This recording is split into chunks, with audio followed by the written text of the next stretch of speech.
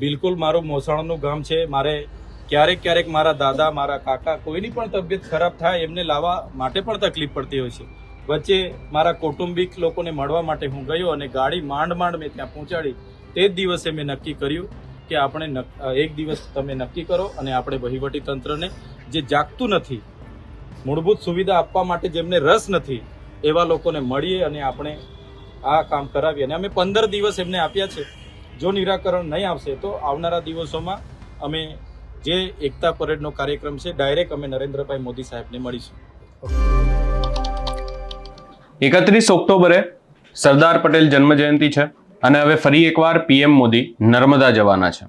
અને હવે આ વાતને લઈ અને ચૈતર વસાવા દ્વારા પીએમ નરેન્દ્ર મોદીનો સમય માંગવામાં આવ્યો છે. સમગ્ર બાબતે વિગતે ચર્ચા કરીશું. નમસ્કાર, હું છું ઉજ્જવલ અને આપ જોઈ રહ્યા છો નિર્ભય ન્યૂઝ. 31 ઓક્ટોબરે વડાપ્રધાન નરેન્દ્ર મોદી નર્મદા જવાના છે, ગુજરાત આવવાના છે. અને હવે ચૈતર વસાવા ફરી એકવાર આ વાતને લઈ અને પીએમ નરેન્દ્ર મોદી પાસે સમય માંગ્યો છે. આના પહેલા આપણે જોયું હતું કે ચૈતર વસાવા દ્વારા પીએમ નરેન્દ્ર મોદીનો સમય માંગવામાં આવ્યો હતો. ત્યારબાદ ચૈતર વસાવા દ્વારા એવું પણ કહેવામાં આવ્યું હતું કે તેમને પીએમ નરેન્દ્ર મોદીને મળવું હતું, પરંતુ તેમને મળવા દેવામાં નતા આવ્યા. અને હવે ફરી એકવાર ચૈતર વસાવા દ્વારા વડાપ્રધાન નરેન્દ્ર મોદીનો સમય માંગવામાં આવ્યો છે. વાત એવી છે કે ડેડિયાપાડાના જૂના રાજ ગામ અને તેની અંદર પણ રોડ રસ્તાને લઈ અને અનેક પ્રશ્નો છે. ચૈતર વસાવા દ્વારા આ વાતને લઈ અને આજે રેલી નીકાળવામાં આવી હતી અને કહેવામાં આવ્યું છે કે લોકોને અનેક સમસ્યાઓ છે. માતા બહેનોને પ્રસૂતિ સમયે હોસ્પિટલ જવા માટે એમ્બ્યુલન્સ પણ ગામમાં નથી આવી શકતી. એવા પણ આપણે અનેક કિસ્સાઓ જોયા છે કે ત્યાં આ હોસ્પિટલમાં નહીં પહોંચવાને કારણે અનેક માતા બહેનોના જે છે મૃત્યુ થયા છે, એ વાત પણ કહેવામાં આવી છે. અને હવે સમગ્ર બાબતને લઈ અને વડાપ્રધાન નરેન્દ્ર મોદીને મળવાનો ફરી એકવાર સમય માંગવામાં આવ્યો છે. વધુમાં આ સમગ્ર બાબતે ચૈતર વસાવાએ શું કહ્યું, સૌપ્રથમ એ સાંભળીએ. ફોરેસ્ટ ઓફિસ સુધીની પદયાત્રા કેટલા કિલોમીટરની હતી ને ખાસ મુદ્દાને કોણ કોણ જોડાયું? જૂના રાજે મારું મોસાણ છે, મારા મમ્મીનું ગામ છે. અને જૂના રાજમાં અને આજુબાજુના ગામોમાં જ્યારે તકલીફ છે ત્યારે અમે આજે એક પદયાત્રા યોજી છે. અને અમારી પ્રશાસન સામે માંગણી એટલી છે કે એ જૂના રાજ પૌરાણિક ગામ છે, ઐતિહાસિક ગામ છે, જેનો ઇતિહાસ 500 થી 700 વર્ષ જૂનો છે. અને ત્યાં જૂનો ડામર રોડ પણ હતો. જ્યારે નવો રોડ મંજૂર થયો છે ત્યારે એ મંજૂર થયેલા રોડ પર સ્ટ્રક્ચરનું કામ ચાલતું હતું અને ફોરેસ્ટ ડિપાર્ટમેન્ટ દ્વારા એ અટકાવવામાં આવ્યું છે. જે અટકાવી દેવાથી એ વિસ્તારમાં આવતા તમામ ગામોના લોકોને ખૂબ જ હાલાકીનો સામનો કરવો પડે છે. સગર્ભા બહેનો જ્યારે ડિલિવરી કરાવવા પીડા જ્યારે ઉપડે છે, એમને લાવવા માટે પણ ત્યાં એમ્બ્યુલન્સ પહોંચતી નથી. એમને ઝોલીમાં અને નાવડીઓમાં લાવવામાં આવે છે. ઘણી ઘટનાઓ તમે જોઈ હશે કે રસ્તે જ એ માતાનું અને બાળકનું પણ મૃત્યુ થાય છે. ત્યારે આવી કઠિન પરિસ્થિતિમાં આ રોડ જેણે પણ અટકાવેલો હશે, જે પણ નીતિ વિષયક બાબતો હોય એનું નિવારણ લાવીને દિન 15માં ચાલુ કરવામાં આવે એવી અમારી સ્પષ્ટ માંગણી છે. જો દિન 15માં અમને યોગ્ય જવાબ કે યોગ્ય નિરાકરણ નહીં આવશે તો માન્ય વડાપ્રધાન શ્રીનો કાર્યક્રમ છે 30 અને 31 તારીખે, ત્યારે અમે માન્ય વડાપ્રધાન નરેન્દ્રભાઈ મોદી સાહેબને મળવાનો સમય માગીશું. અને જેટલા પણ અસરગ્રસ્ત ગામો છે એમના આગેવાનો, ત્યાંના લોકોને સાથે રાખીને અમે રજૂઆત કરીશું. ચેતરભાઈ, ખાસ કરીને જે કયા કારણસર આ જે રોડ અટકેલો છે ને કેટલા કિલોમીટરનો રોડ છે અને કયા ગામના લોકો અસર કરે પ્રભાવિત છે? ડીબી પટેલ કન્સ્ટ્રક્શન વડોદરાને આનું ટેન્ડર આપવામાં આવ્યું છે. 14 કિલોમીટર રોડ છે, જીતગઢથી લઈને જુનારાજ સુધીનો. એણે સ્ટ્રક્ચરના કામ પણ ચાલુ કરી દીધા હતા, પણ થોડા દિવસોમાં કામ ચાલ્યા અને બાદમાં ફોરેસ્ટના કેટલાક અધિકારીઓ ગયા. એના જે વાહનો હતા એ વાહનોને જપ્ત કરીને કામ અટકાવી દેવામાં આવ્યું છે. ત્યારે હવે 1 વર્ષ જેટલો સમય થવા આવ્યો છે, ફરી આ કામ ચાલુ થયું નથી. ત્યારે અહીંયા સવાલ એ થાય છે, કેવડિયાના સ્ટેચ્યુ ઓફ યુનિટીમાં જે પ્રોજેક્ટો આવે છે, હમણાં જે સાપુતારા સ્ટેચ્યુ ઓફ યુનિટીનો જે ગ્રીન કોરિડોર બને છે, એમાં નવું જંગલ કપાવવાનું છે, નવા રોડો નીકળવાના છે, તો રાતોરાત કામો થઈ જાય છે. પણ જ્યારે આ વર્ષો જૂનો રોડ છે એના માટે અમને પરવાનગી નથી. ફોરેસ્ટવાળા કે છે જંગલ ખાતાની પરવાનગી લઈ લો, તો એક બાજુ તમે રાતોરાત મંજૂરીઓ આપી દો છો ને જે મૂળભૂત સુવિધાનો પ્રશ્ન છે ત્યાં તમે કામ અટકાવો છો, જે દુઃખદ ઘટના છે. એટલે અમે અગાઉ આ વિસ્તારના તાલુકા સભ્ય, સરપંચ અને એમના વડીલોએ સાંસદ શ્રી, ધારાસભ્ય શ્રી અને ગુજરાત સરકારના સ્વાગતના કાર્યક્રમમાં પણ રજૂઆત કરી છે, છતાં નિરાકરણ નથી આવતું. ત્યારે અમે વિચારી રહેલા છે કે નરેન્દ્રભાઈ મોદી જ્યારે આ વિસ્તારમાં આવવાના છે ત્યારે અમે 100 આગેવાનો એમને મળવાનો સમય માંગીશું અને અમારા પ્રશ્નોનું નિરાકરણ લાવવા માટેની રજૂઆત અમે કરીશું. આજે કોને મળ્યા અને રેલી કાઢી શું કીધું?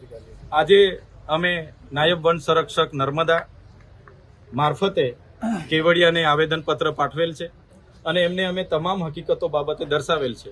આપ સૌ જાણો છો, જુનારાજ એ ડેવલપ થાય તો પર્યટક માટે પણ ખૂબ સારો વિસ્તાર છે.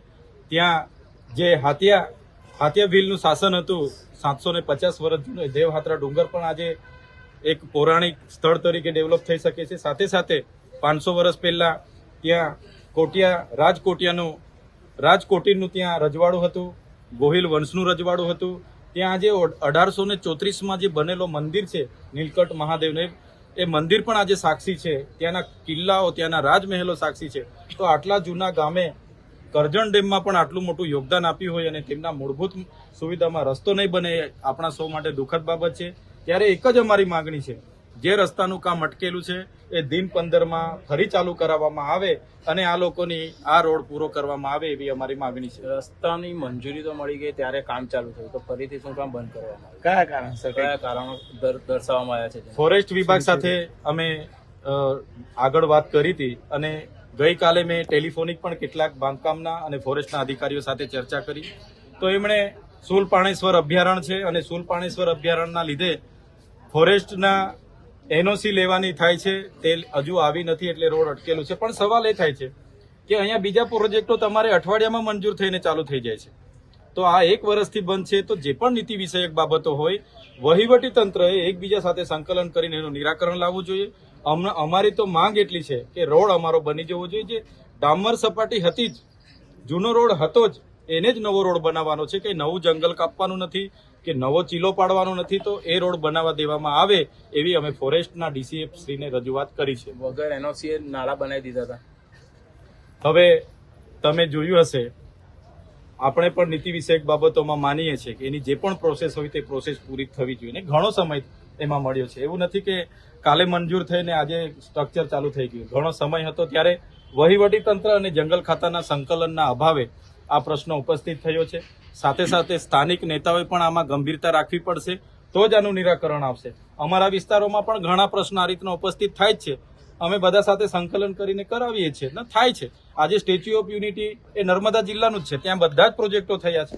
તો આ રોડ પણ થવો જોઈએ એવી અમારી માંગણી છે. સંસદે ખુદે જ ખાતમુહૂર્ત કર્યું તો પણ બંધ થઈ ગયું છે. મનસુખભાઈ વસાવા એ અમારા કૌટુંબિક છે અને આ જુનારાજ ગામ એમનું પણ છે ને મારા મમ્મીનું પણ છે. અને સાંસદશ્રીએ આગળ ખાતમુહૂર્ત પણ કર્યું છે અને એમણે પણ રજૂઆત કરી છે. એમની પોતાની સરકાર છે, છતાં એ લોકો એમને પણ ગણકારતા નથી, વહીવટી તંત્ર એમને પણ ગાંઠતું નથી, એવું આમાં સાબિત થાય છે. પણ અમે આમાં કાચું કાપવાના નથી. દિન 15માં જો વહીવટી તંત્ર અમને યોગ્ય જવાબ નહીં આપશે તો અમે નરેન્દ્રભાઈ મોદી સાહેબ અહીંયા આવવાના છે, એમનો સમય લઈશું અને જેટલા પણ ગામો અસરગ્રસ્ત છે અમે બિન રાજકીય રીતે બધા જ પક્ષના લોકો ભેગા મળીને એમને મળવા જઈશું. મામાના ગામમાં રસ્તો નથી બનતો, તેને કારણે ભાણિયાએ વિરોધ ઉઠાવવો પડ્યો છે. બિલકુલ, મારું મોસાણનું ગામ છે. મારે ક્યારેક મારા દાદા, મારા કાકા, કોઈની પણ તબિયત ખરાબ થાય એમને લાવવા માટે પણ તકલીફ પડતી હોય છે. વચ્ચે મારા કૌટુંબિક લોકોને મળવા માટે હું ગયો અને ગાડી માંડ મેં ત્યાં પહોંચાડી. તે જ દિવસે મેં નક્કી કર્યું કે આપણે એક દિવસ તમે નક્કી કરો અને આપણે વહીવટી તંત્રને જે જાગતું નથી, મૂળભૂત સુવિધા આપવા માટે જેમને રસ નથી, એવા લોકોને મળીએ અને આપણે આ કામ કરાવીએ. અને અમે 15 દિવસ એમને આપ્યા છે. જો નિરાકરણ નહીં આવશે તો આવનારા દિવસોમાં અમે જે એકતા પરેડનો કાર્યક્રમ છે, ડાયરેક્ટ અમે નરેન્દ્રભાઈ મોદી સાહેબને મળીશું. હાલ હવે ફરી એકવાર ચેતર વસાવા દ્વારા વડાપ્રધાન નરેન્દ્ર મોદીનો સમય માંગવામાં આવ્યો છે અને કહેવામાં આવ્યું છે કે આ વાતને લઈ અને પીએમ નરેન્દ્ર મોદીને તેઓ ફરી એકવાર રજૂઆત કરવા માંગે છે અને એના માટે પીએમનો સમય તેમને ફાળવવામાં આવે એવી વાત કરવામાં આવી છે. આના પહેલા જ્યારે આવી વાત કરવામાં આવી હતી ત્યારે ચેતર વસાવાની આપણે જોયું હતું કે અટકાયત પણ કરવામાં આવી હતી. ત્યારે આ વખતે શું ચેતર વસાવાને પીએમ નરેન્દ્ર મોદીનો સમય મળી શકે છે? શું વડાપ્રધાનને ચેતર વસાવા આ વખતે મળી શકશે કે ફરી એકવાર ચેતર વસાવા દ્વારા આવી જ રીતે વિરોધ કરવામાં આવશે અને તેમની અટકાયત કરવામાં આવશે?